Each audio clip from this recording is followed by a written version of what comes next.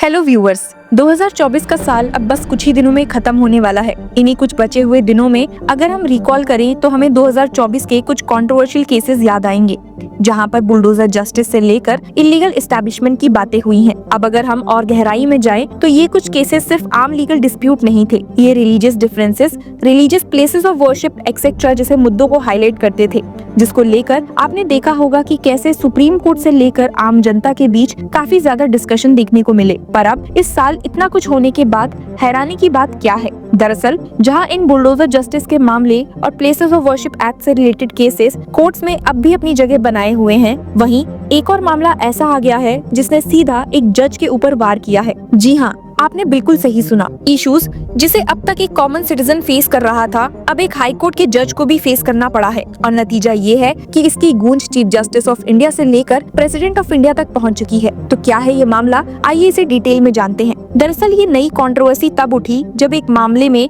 Madhya Pradesh high court bar association ने chief justice of India Sanjeev Khanna और supreme court के justice BR Gavai को एक लेटर लिखा है। इस लेटर में एक पुराने हनुमान मंदिर के गिराए जाने की घटना पर चिंता व्यक्त की गई है, जो चीफ जस्टिस सुरेश कुमार कैत के ऑफिशियल बंगलो के अंदर स्थित था। इस लेटर के जरिए एसोसिएशन ने डिमांड किया है कि इस घटना की जांच की जाए और दोषी के खिलाफ कानूनी कदम उठाए जाएं। ये मुद्दा सिर्फ एक मंदिर तक सीमित नहीं है, बल्कि ये धर्म, कानून और समाज के बीच एक गहरी टकरार का प्रतिनिधित्व करता है। आपको बता दूं कि सिर्फ मध्य प्रदेश हाईकोर्ट बार एसोसिएशन ही नहीं, बल्कि एक और एडवोकेट रविंद्रनाथ त्रिपाठी ने भी इस इंसिडेंट पर कंप्लेंट फाइल की है, जिसके अनुसार ये मंदिर बहुत पुराना था और कई पहले के चीफ जस्टिस जैसे कि justice SA Bobde, justice AM Khanwilkar और जस्टिस हेमंत गुप्ता इस मंदिर में पूजा करते थे।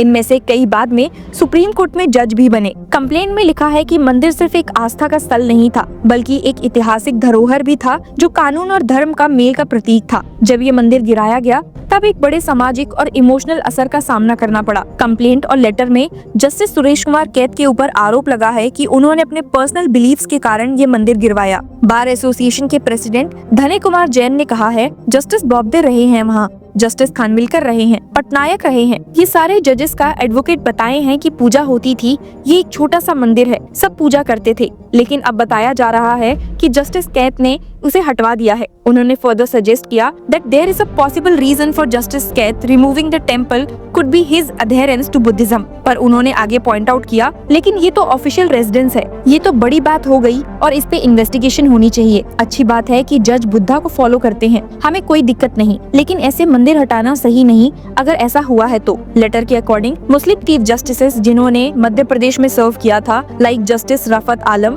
एंड रफीक अहमद ने भी टेम्पल पर कोई ऑब्जेक्शन रेज नहीं किया था। एडवोकेट त्रिपाठी का भी यही कहना है कि अगर एक मंदिर जो एक गवर्नमेंट प्रॉपर्टी पर स्थित है गिराया जा सकता है बिना किसी प्रॉपर प्रोसीजर के, तो ये एक बड़े कानूनी सवाल को जन्म देता है। क्या ये एक इंसान के पर्सनल विचार और बिलीव्स का प्रभाव था, या फिर ये एक लार्जर एजेंडा का हिस्सा था जो टेम्पल्स के इंस्टीट्यूशनल प्रेजेंस को खत्म करने का प्रयास कर रहा है? आपको बता दूं कि भारत में मंदिरों का स्टेटस बहुत कॉम्प्लेक्स है। सरकारी जगह पर स्थित मंदिर या किसी भी धार्मिक स्थल को गिराने के लिए स्पेसिफिक रूल्स और परमिशंस की जरूरत होती है। एक्सपर्ट्स का मानना है कि इस केस में अगर बिना किसी अप्रूवल के ये कदम उठाया गया है तो ये इंडियन पीनल कोड के सेक्शन 295 यानी कि रिलीजियस आउटरेज और section 427 that is mischief causing damage के अंतर्गत एक क्रिमिनल ऑफेंस बन सकता है। और तो और इस पूरी कंट्रोवर्सी का एक और बड़ा इम्पैक्ट हुआ है, और वो ये है कि एक नई PIL के तहत पुलिस स्टेशन से टेम्पल्स को हटाने की मांग उठाई गई थी। इसी के कारण बार काउंसिल और एडवोकेट फ्रेटर्निटी में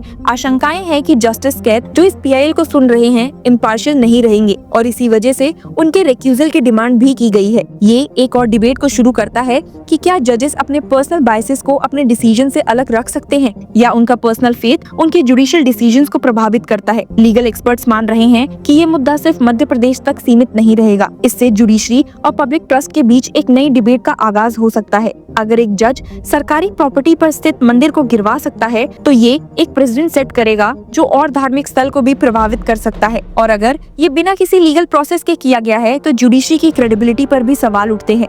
मंदिर गिराए जाने की खबर के बाद लीगल फ्रेटर्निटी और समाज के लोगों में एक सैडनेस और एंगर का माहौल बन गया है। Madhya Pradesh high court bar association president Dhanay Kumar Jain ने कहा है, ये सिर्फ एक रिलीजियस इशू नहीं है, ये जुडिशरी और समाज के बीच एक भरोसे का प्रश्न है। अब आप सोचिए, क्या एक गवर्नमेंट ऑफिशियल, चाहे वो कितनी भी ऊंची पोजीशन पर हो, बिना किसी लीगल सैंक्शन के धार्मिक साइट्स पर ऐसे कदम उठा सकता है? अब सुप्रीम कोर्ट पर है कि वो इस मुद्दे पर क्या एक्शन लेती है। बार एसोसिएशन ने क्लियर डिमांड रखी है कि एक हाई लेवल इंक्वायरी हो और जो भी दोषी है उनके खिलाफ एक्शन हो, लेकिन इस मुद्दे के रेपरकशंस सिर्फ लीगल नहीं होंगे, इससे धार्मिक और सामाजिक तनाव भी बढ़ सकता है। ये मुद्दा एक वार्निंग है कि जुडिशरी के डिसीजंस जो भरोसे और न्यूट्रलिटी पर डिपेंड करते हैं, कैसे इंडिविजुअल बाइसेस से प्रभावित हो सकते हैं। और साथ ही ये सवाल भी उठता है कि रिलीजियस टॉलरेंस और सेक्युलरिज्म का असली मतलब क्या है? क्या ये मुद्दा सिर्फ एक जज का पर्सनल डिसीजन है, या ये भारत के धार्मिक और कानूनी समीकरणों का एक नए दौर में प्रवेश का संकेत है? ऐसे सवाल आपके लिए सोचने का एक पॉइंट छोड़ते हैं कि डेमोक्रेसी में धर्म और कानून का सही संतुलन क्या होना चाहिए। हमें कमेंट्स में जरूर बताइए and keep following law Chakra for more such news. Hello law lovers and justice seekers, welcome to law Chakra. हम आपके लिए लेकर आए हैं कुछ बहुत ही exclusive. Introducing law Chakra prime membership, जो आपको देगा exclusive access like never before. चाहते हो कि सबसे पहले आपको मिले latest legal updates? Law Chakra prime के साथ आपको मिलेगा early access to exclusive content, critical case analysis, courtroom बैठ का ब्रेकडाउन, वो भी बाकी व्यूअर्स से पहले। मोर अपडेट्स, मोर एनालिसिस, यानी कि फुल इनसाइडर एक्सेस, वो भी बस घर बैठे। यही नहीं, प्राइम मेंबर को मिलेगा access to exclusive interview session with renowned जजेस, लीगल एक्सपर्ट्स एंड लॉयर्स। ऐसे इनसाइट्स जो आपको कहीं और नहीं मिले। इसी के साथ अगर आप कभी सोचे कि हम कैसे लेकर आते हैं आपके लिए ये लीगल अपडेट्स, तो इसके लिए भी प्राइम मेंबर्स के लिए है हमारे पास एक special sneak peek behind the scenes of law chakra. Brainstorming session से लेकर ब्लूपर्स तक सब कुछ। In short, more content, more update and more analysis. Political legal controversies हो या इन डेप्थ लीगल सेशंस, सब कुछ आपको मिलेगा एट वेरी मिनिमल प्राइस। बनिए लॉ चक्रा की प्राइम मेंबर और अनलॉक कीजिए full potential of legal knowledge. अभी ज्वाइन कीजिए।